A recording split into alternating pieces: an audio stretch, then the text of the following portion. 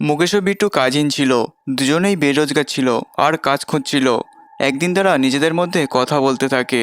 ভাই বিট্টু, আমাদের খুব তাড়াতাড়ি কোনো না কোনো কাজ খুঁজে বের করতেই হবে, তা না হলে এবছর পুজোতে আমরা কিচ্ছু করতে পারবো না। হ্যাঁ রে মুকেশ, এখন তো বাবা মাও আর কোনো টাকা পয়সা দিচ্ছে না। এখন তো আমি পুরো ভিখারি। তাহলে চল আমরা বাজারের দিকে যাই, সেখানে নিশ্চয়ই কেউ আমাদের কোনো না কোনো কাজ অবশ্যই দেবে আর টাকা পয়সাও দেবে। মুকেশের কথায় তখন বিট্টু রাজি হয়ে যায় আর তারা দুজনে বাজারের দিকে চলে যায়। কাজ খোঁজাটা তাদের একটা অজুহাত ছিল, কারণ কাজ করার আগে তারা টাকার কথা ভাবতো। কিছুক্ষণ পর তারা একটা পিৎজা দোকানে কাজ পেয়ে যায়। ঠিক আছে, তোমাদের দুজনকে আমি কাজ দেব। আর তোমাদেরকে শুধু পিৎজা ডেলিভারি করতে হবে। তোমাদেরকে আমি মাসে মাইনেও দেব, কিন্তু তোমাদের কাগজে সই করতে হবে, যেখানে লেখা থাকবে যে তোমরা পিৎজা ডেলিভারির কাজ কোনো মতেই ছাড়তে পারবে না। আর যদি ছেড়ে দাও তাহলে নগদ আমাকে 50,000 টাকা দিতে হবে। কিন্তু তা কেন?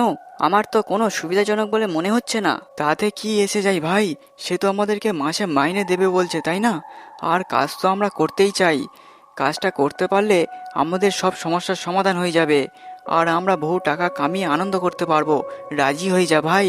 মুকেশের কথা শুনে বিট্টু কাজ করতে রাজি হয়ে যায়। পরদিন থেকে তারা কাজে চলে আসে।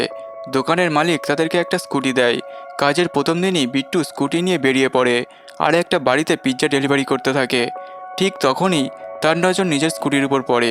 তার স্কুটিটা নিয়ে কেউ যেন চালাতে থাকে। বিট্টু তখন তার স্কুটির পিছনে দৌড়াতে থাকে, কিন্তু যেই ডাইনি স্কুটি থেকে নামে তখনই বিট্টু দাঁড়িয়ে যায়। ডাইনি, আরে কেউ আছো? আমাকে বাঁচাও। কি রে, কোথায় পালাচ্ছিস তুই? তুই তো আমাকেই ধরবি বলে পিছনে দৌড়াচ্ছিলিস, তাই না রে বোকা ডেলিভারি বয়? এইবার তুই পালিয়ে বাঁচবি কি করে? আমায় তুমি ছেড়ে দাও। আমি তোমার কি এমন ক্ষতি করেছি? তুই আমার পিৎজা ডেলিভারির চাকরিতে বাধা দিয়েছিস, বুঝলি? আর তারপর আমায় বলছিস তুই কি ক্ষতি করেছিস? কিন্তু আমি তো এইসব কিছু বুঝতে পারছি না। তুই যে পিৎজা ডেলিভারির দোকানে কাজ করিস, বুঝলি, সেখানে সর্বপ্রথমে আমি কাজ করতাম। 1 মাস হতে একদিনের মাথায় আমি স্কুটি অ্যাক্সিডেন্টে মারা যাই। আর তারপর থেকে আমি এইভাবে পিৎজা ডেলিভারি করে বেড়াচ্ছি। আর যতদিন আমি এই দোকানে থাকবো ততদিন আমার জায়গাটা কেউ নিতে পারবে না। তোর আসার আগে একজন পিৎজা ডেলিভারি কাজ করতো, আমি তাকে শেষ করে দিয়েছি। আচ্ছা, বুঝলাম। তোমার এই চাকরিটা চাই, তাই তো? আমি কালকেই আমার বন্ধুকে বলে এই ডেলিভারি কাজটা ছেড়ে দেবো। তারপর তোমার আর কোনো সমস্যাই হবে না। এবার তুমি খুশি তো?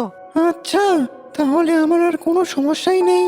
ঠিক আছে, তাহলে আমাকে এখন যেতে দাও। আমি আমার বন্ধুকে কথাটা জানিয়ে দিই। ঠিক আছে, কিন্তু মনে রাখিস, কোনো চালাকি যদি করেছিস কাল, তাহলে তোকে আমি মেরে ফেলার আগে একবারও ভাববো না, বুঝলি? এরপর বিট্টু তার স্কুটি নিয়ে সোজা মুকেশের কাছে চলে যায়।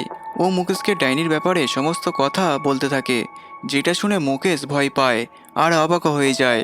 কি কি কি বলছিস ভাই বিট্টু? এমনটা হয়েছে নাকি রে? আমি তো কিছু বিশ্বাস করতে পারছি না রে। হ্যাঁ রে মুকেশ, এমনটাই হয়েছে। আমরা তো এখন অনেক বড় বিপদের মধ্যেই আছি। এই কারণে মনে হয় পিৎজা দোকানের মালিক আমাদেরকে এক কথায় কাজ দিতে রাজি হয়ে গেছে। আর আমাদেরকে ওই কাগজের মধ্যে সইও করে নিয়েছে। ও তার মানে ডাইনির ব্যাপারে সব কথা জানে। কিন্তু এখন আমরা কি করব? যদি আমরা কাজ না ছাড়ি তো ডাইনি আমাদেরকে মেরে ফেলে দিতে পারে। আর যদি আমরা কাজ ছেড়ে দিই তাহলে মালিককে নগদ 50,000 টাকা দিতে হবে। এবার বল তুই, আমরা এখন কি করব? দাঁড়া ভাই বিট্টু, আমাকে একটু ভাবতে দে যে আমরা কি করে এই বিপদ থেকে রক্ষা পাবো। দাঁড়া, হ্যাঁ, আমার মাথায় একটা বুদ্ধি এসেছে। চল এবার আমরা ওই ডাইনির কাছে যাই। আরে তোর মাথায় কি ভীমরতি হয়েছে নাকি? তুই কি বলছিস, কিছু ভেবে বলছিস তো নাকি? ডাইনি তো আমাদেরকে মারার জন্য বসেই আছে। না রে ভাই, আমি তো ওই ডাইনির কাছে যাচ্ছি না। তোর এখন মরার ইচ্ছা আছে, তুই মর। আমার এইসবের কোনো ইচ্ছাই নেই। আরে বিট্টু, আমার উপর একটু বিশ্বাস তো কর, একবার তো চল। তুই প্রথমে ডাইনিকে যেই জায়গায় দেখেছিলিস সেখানেই চল। দুজনে খুব ভয় পাওয়ার পরও নিজেদের স্কুটি চালিয়ে সেই জায়গায় বিট্টু নিয়ে যায়। এরপর তারা দুজনে ভয়ে ভয়ে ডাইনির সাথে দেখা করার জন্য অপেক্ষা করতে থাকে। ঠিক তখনই ওখানে ওই ডাইনিটা চলে আসে। কি রে, তোরা আমার সাথে দেখা করতে আসবি আর আমি আসবো না? এই প্রথমবার কেউ আমার সাথে দেখা করতে এলো। বল, তোরা কি সিদ্ধান্ত নিলি? কাজটা ছাড়বি নাকি মরবি? তোদের মরার কিন্তু এটা খুব ভালো সময়। আগে এই দুটোর মধ্যে একটাও না। তাই আমার কথাটা শোনো। দোকানের মালিক এটা বলেছিল যে যদি আমরা কাজটা ছেড়ে দিই তাহলে আমাদেরকে নগদ 50,000 টাকা ওকে দিতে হবে, যেটা তো আমাদের পক্ষে অসম্ভব। তার মানে আমরা এই কাজটা এখন ছাড়তেই পারবো না। আচ্ছা, তার মানে তোদেরকে আমি এখন মেরে ফেলবো? আরে বাহ, তোদের তো দেখছি একটু বাঁচার ইচ্ছাটাই নেই। আরে বাবা, তেমন কিচ্ছু না, আমার কথাটা পুরোটা শোনো। তোমার কি চাই? এই ডেলিভারির কাজটা, তাই তো? ঠিক আছে, তুমি এটা অন্য কাউকে করতে দিতে চাও না, তাই তো? তুমি করতে দিও না। শোনো, এর একটা ভালো উপায় আছে। ওই দোকানদার তো কোনো ডাইনিকে কাজে রাখবে না, তাই না? তাই তুমি কাজও করতে পারবে না। আমরা দুজনে তো কাজটা করতে পারবো। আমরা যখনই কোনো ডেলিভারি অর্ডার পাবো আমরা স্কুটি নিয়ে বেরিয়ে যাব। কিছুটা দূর গিয়ে ওই স্কুটিটা তোমাকে দিয়ে দেবো। তুমি তখন পিৎজাগুলোকে ডেলিভারি করে দিও, তারপর স্কুটিটা নিয়ে আমাদেরকে ফিরিয়ে দিও। আরে মুকেশ, সত্যি তুই কি বুদ্ধি খাটিয়েছিস? এমন হলে তো আমাদের কোনো কাজই করতে হবে না। এই আইডিয়াটা আমার কাছে খুবই ভালো লেগেছে। ঠিক আছে, কাল থেকে তবে সমস্ত ডেলিভারির কাজ আমি একাই করব। এরপর থেকে মুকেশ, বিট্টু ও ডাইনি মিলে সমস্ত কাজ করতে থাকে। যেই ডেলিভারির কোনো কাজ আসতো, মুকেশ ও বিট্টু পিৎজাগুলোকে নিজেদের স্কুটি রেখে বেরিয়ে পড়তো আর কিছুটা দূর গিয়ে ডেলিভারির কাজটা ডাইনিকে দিয়ে দিত। প্রথম দিকে দোকানের মালিক এই ব্যাপারটা বুঝতে পারে না, কিন্তু কিছুদিন পর মুকেশ ও বিট্টুর উপর সন্দেহ হতে থাকে। তাই দোকানের মালিক ওদের কাছে যায়। কি ব্যাপার মুকেশ ও বিট্টু, তোমাদের কাজ কেমন চলছে? আগে খুবই ভালো চলছে মালিক, কিন্তু হঠাৎ আমাদেরকে এমন কথা জিজ্ঞেস করলেন কেন? আমি জানি যে তোমরা ওই ডাইনির সাহায্য নিচ্ছ পিৎজাগুলোকে ডেলিভারি করার জন্য।